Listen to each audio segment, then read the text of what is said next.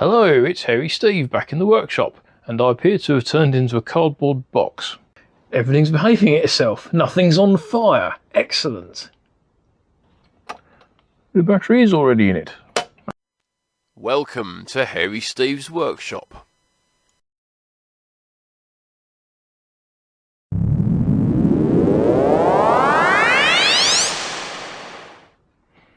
Hello, it's Hairy Steve back in the workshop, and today somebody's asked me to do a little project for him, which is to get a Double E Volvo EC160 digger and convert it so that it work off his Paladin radio. So I've got the model in the back of the car with the radio. It's brand new, it's only just arrived, so let's pull it to pieces. Okay, here's the digger, let's open it up.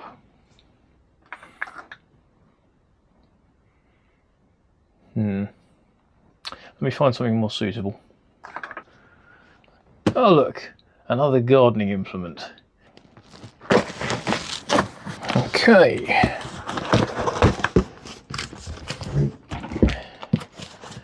There we are.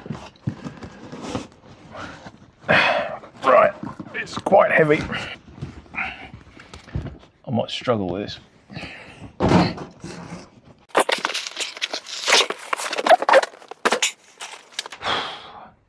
Well, at least it's well packed. So this is, as I said, this is a Double E Volvo EC160 electric excavator. So it might look like a hydraulic one, but actually these are linear servos here. So it looks the part, but it doesn't leak oil everywhere, and it's considerably cheaper than a hydraulic machine. And the first thing I've got to do is make sure that the battery's got some life in it, so that I can turn the superstructure around to get to all the screws so I can rip it to pieces. Right, let's get the battery out and make sure it's charged first of all. Find it. Nope. Ah. God, they're tight. Right, hang on, where's my screwdriver?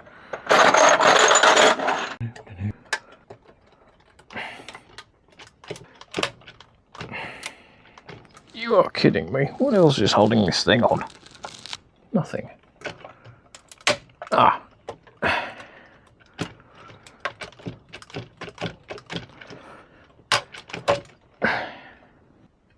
the counterweight is now off, and that's actually quite heavy. Right. So it's going to be a pain having to take that off every time we want to change a battery, so I might have to try and see if there's some way of making that battery compartment a bit more accessible. I mean, there's plenty of room in there. So this is a 3000 milliamp 7.4 volt LiPo. Where's my battery tester?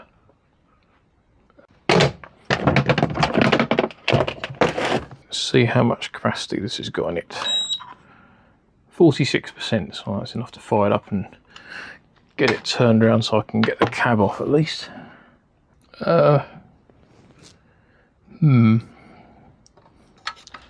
This might be somewhat trickier than I thought,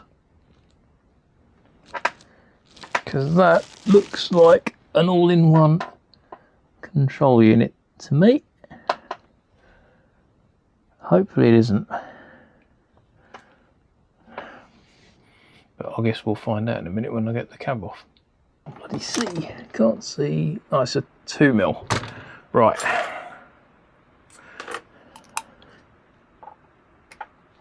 I think. Yes, there we go. Right. Try and find a pot to put all of these screws in a sec. That'll do.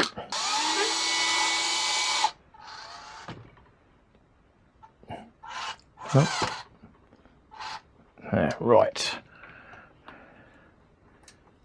I'm hoping that this has got a separate receiver in it, because otherwise he won't be able to use his Paladin, and this whole video will be a complete waste of time. But I suppose I can always load it and say, if you buy one of these, bear in mind you can't convert it to a Paladin. But if you can convert it to a Paladin, at least you'll be able to see how to do it.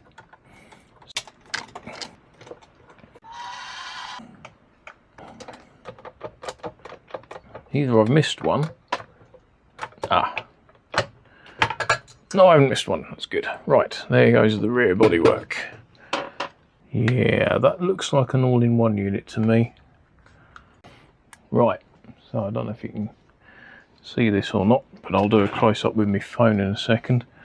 Basically, it looks like this unit here is an all-in-one circuit board, which has got the receivers and the motor driver and everything all built into one, so it can't be replaced with a Paladin, which is not helpful. Okay, so this is the control module that is in the EC160, and it unfortunately is an all-in-one module, so it's got the receiver, the motor drivers, the lighting outputs, and everything is basically all built into one unit. So unless I pull it out and replace it with half a dozen speed controllers and lighting controller and everything else separately, it's not just a case of unplugging it and plugging in a Paladin receiver. Unfortunately, it is a complete electronic swap, which is what I was hoping it wouldn't be. So at the moment, I'm afraid we're going to have to stick with the standard radio that it comes with, which is rather annoying, but it's one of those things. On the plus side, I get to play with the digger for a little while, so it's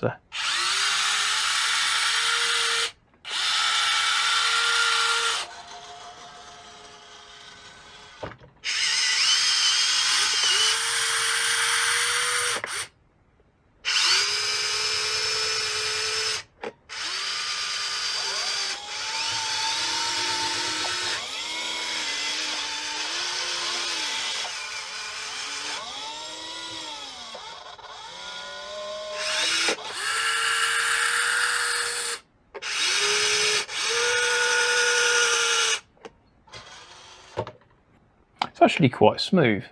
It's rather loud, obviously, because it's all motor driven with gearing and worm drives and stuff like that, but the actual movement of the functions is pretty smooth.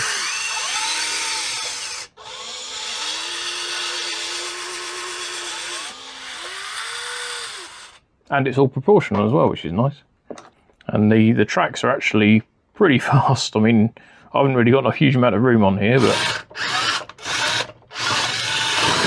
I mean, that's barely touching them.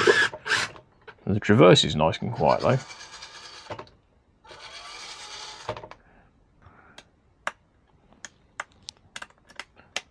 Don't know what the other switches do, but yeah.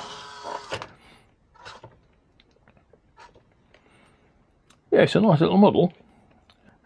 It's just a pity that it can't be converted using the standard radio. Well, as far as I know, it can't. So I might have to look into that.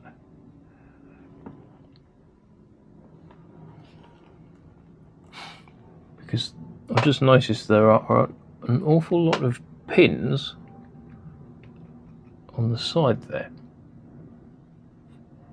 And I've no idea what they're for.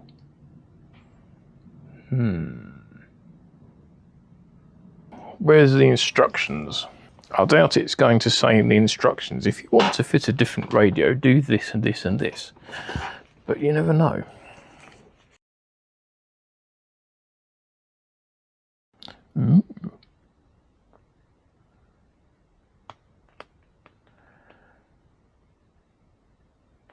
Ooh. I've found something interesting in the instruction manual. You can change it to a different radio. I take it all back. Right, I'll just show you this on the phone because it'll be easier. Well, I've just noticed that it says in the instructions that you can change the radio to a different one, and it shows you there are some spare pins on the receiver unit. There's a switch in the back there which you can use to disable the onboard receiver, and you can then plug in the channels into those pins there, so you've got various controls. So I think you lose the lighting function, but apart from that you can use everything else. But to be fair, the receiver I'm going to put in it has got enough spare ports on it that I can put in a auxiliary, like an aftermarket lighting controller, to turn the lights on and off. But actually I think it's wired into something anyway. I'll have a fiddle around with it. I'm going to need a bunch of jumper leads, so I might not be able to do this today because I don't think I've got any jumper leads, which is a pain. But yes, it looks like it is doable after all. So you live and learn, don't you? I mean, I thought when I took these to pieces and I looked at that board, I thought, oh great, it's an all-in-one board, I can't do anything with that. But then, looking in here, they actually build in the ability from the factory to put in a different radio if you want to, which is good. Well done, Double E. So, I haven't got any jumper leads here at the minute, unfortunately. So I'm going to have to put this on hold for a couple of days until I can get a load of short jumper leads so I can hook up the other receiver. But yes, at least I know I can do it now, which is excellent, because I thought, oh great, I've failed. But I haven't. So, I'll be back with some jumper leads fairly soon. Okay, it's now later, several days later, and I've got some leads to plug the receiver into the control unit. Now, these luckily come in packs of 6, and I wasn't sure where I could get the receiver to fit, so I bought some short ones and some long ones. But looking at it, there's plenty of room on top of the all-in-one board here for the receiver to sit, and I've checked, so there's plenty of clearance for the bodywork. I've got a receiver here because my friend who this is for wants to be able to use the digger and the dump truck on the same model settings. So these FTR8 receivers, you can bind 2 of these on the same model setting, set one of them as channels 1 to 8, the other one as 9 to 16.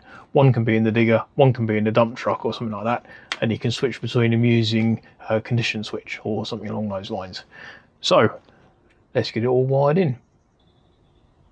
Right, the pins that you need to wire the receiver into are buried under this big massive wiring here. So cut the cable tie, which holds it all in place, get all the wiring out of the way. We might have half a chance of seeing what we're doing. On the side here, there are several sets of pins. The first 3 are unlabelled, and then it says channel 9, 8, 7, and then it says D1, E1, F1, A1, B1, C1. And according to the instructions, C1 is for the main arm, B1 is for the right tracks, A1 is for the left tracks, F1 is for traverse, E1 is for the small arm, and D1 is for bucket. Now the nice thing about something like a Paladin radio, which I'm using on this, is that you can plug it in any old way you like, and then you can set exactly which channel does what on the radio itself. So if I screw the wiring up, I don't necessarily have to go mucking around with all the wiring. I can just reprogram it on the radio to do what it's supposed to. So on these ones, they are JR style. So the orange wire is the signal, the red is positive, the brown is negative. And the rest of these are set up with the negative on this side of the model. So the signal wire is on that side. The lighting module is plugged into channel 8. No, it's not. It's plugged into channel 7. That's weird. At least I know where I am now. So that's channel 7. So the next 6 sets of pins are the channels that I need to plumb into.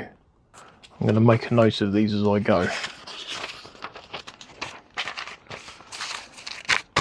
If I can find my pen. Pen!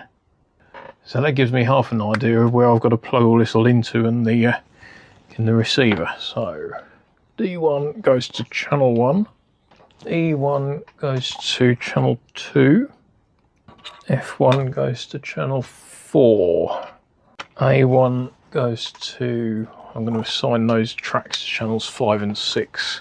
That's channel 6. And last one is C1, which is traverse, which goes to channel 4. And then the receiver can just sit there on top of the all-in-one unit, nice and out of the way. And the last thing I've got to remember to do on the board there, I'll point with this paintbrush handle. I'll point with something that's not the same colour as the board. There's a switch which you have to turn off to disable the onboard receiver. Oh yes, and I need to plug that into channel 7, which is there. Right, time to do some radio programming. Right, and now I need to bind it. So this is going to be the fun bit, because hopefully it won't drive off across the workbench by itself. This system does not support FTR10, FGR4, blah, blah, blah, blah, blah. Right, so it does support that one. Good. Plug the battery in. Hold the bind button down. Press that. Yes. Hold that down, turn it on. And it should bind. There we go. That's bound straight away. So it's in drive mode at the moment, so in theory... Okay, the right track is reversed. So, channel reverse, right track. Yep, that's working fine. Go into dig mode, and let's have a look, make sure I've got everything around the right way. So we should have... So that's the main arm. That's the secondary arm. That needs reversing. So, small arm reverse, yes. And then bucket. I think that needs reversing. I'm going to reverse it anyway and say it's easy enough to change it back if it is the wrong way around. And now try the traverse. Yeah, that needs reversing. So reverse that. There we go. And try the lights. Yep. They're working as well. Everything's behaving itself. Nothing's on fire. Excellent. Bit of tidying up.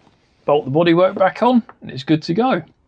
Right, the first thing I'm going to do is get rid of this god-awful foam tape, which just does a really not very good job of holding this cover onto the side of the all-in-one unit here, because it's just not very good.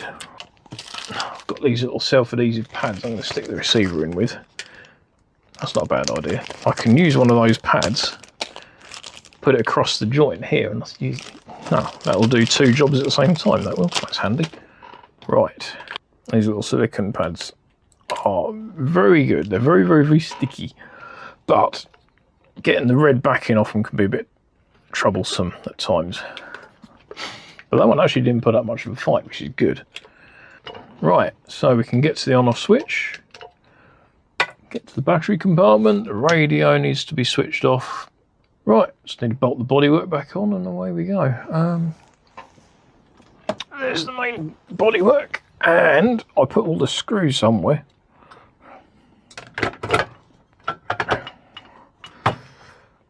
There we go. Might need an Allen drive for this bit. Using this one this time because my 7 pieces upstairs. I can't be bothered to go and get it.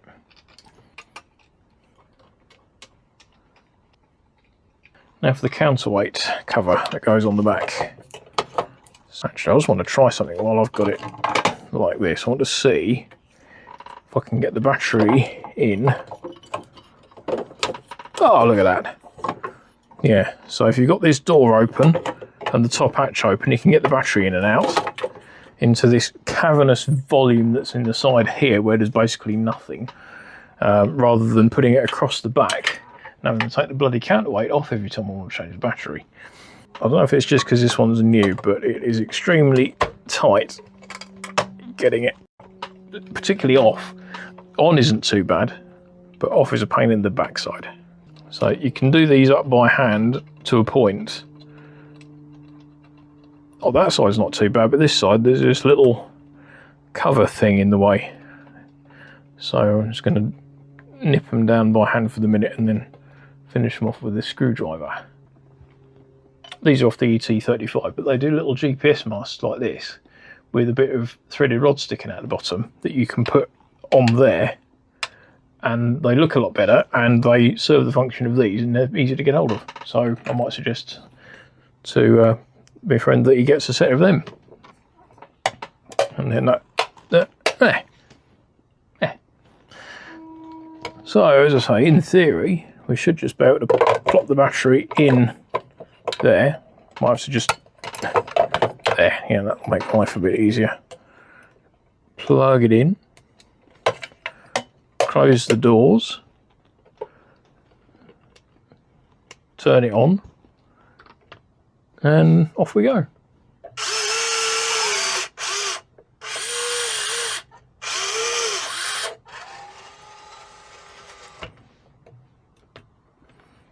Yeah, all working fine, which is good. I don't mind admitting, when I opened this thing up and I saw that all-in-one board in there with the receiver built in, I thought, oh, great, I'm going to be beaten by this. But I haven't been, so I'm quite happy. And if anybody else out there is thinking about converting one of these over to a Paladin or any other make of radio, it is doable and it's easy. I mean, if I can do it, anyone can. But to be fair, there are so many aftermarket option parts for these little machines that it's bordering on silly. You've got hydraulic conversion kits from at least 2 companies. You've got tons of option parts. I've even seen, for on the front here, a little bulldozer blade. I'll link a video down below. I can't remember if it's a single video or if it's a playlist from a YouTube channel called Bartste, and he actually converts one of these to hydraulic and fits the dozer blade and all the upgrade parts to it. And it's an impressive little machine once he's finished. I mean, it's a good little machine now, but it's even better once he's finished tinkering around with it, because he's put hydraulics on it and all sorts of stuff. You know, it's quite incredible what you can actually get for these things. Yeah, it's a nice little machine, and I'm sure we'll have hours and hours of fun with it. This model has earned the Hairy Steve seal of approval. Okay, so that was quite a fun little job actually, converting this digger over to the Paladin radio. It wouldn't have taken as long as it did if I'd had the right cables, but never mind. It's nice that they've thought about people using other radios in this model, so they've got all of the pins on top of the all-in-one board, and even tells in the instructions which pins control which functions, which is unusual. You know, who'd have thought of an instruction manual having something useful in it? So it's got a basic setup on it as it is now. If it needs anything changing, then these Paladin radios are very versatile and easy to use. Well, I find them easy to use anyway. And there's a lot you can do with them. So if my mate needs anything changing, I can just go into the menu system and play around with it and see if he's happy with it. The machine, it's a very nice little machine. It's got the screwdrivers on it, so it's not quite as powerful or fast as a hydraulic machine, but then you haven't got the risk of it bursting an oil line. And it's very widely supported by all the aftermarket guys. I mean, they do loads of different attachments for it and all sorts of stuff. I mean, there's pages and pages of stuff that you can buy for these little machines, loads of different buckets. If you want to go down the hydraulic route, there's at least 2 hydraulic conversions that I know of. And yeah, it's a nice little machine. And I'm sure my mate will have loads of fun with it. So, until next time, I'll see you later. Bye for now. Thank you for watching my video. If you like what I do here, please subscribe to my channel. There are also some more videos for you to watch on screen, and I'll see you in the next video. Bye for now.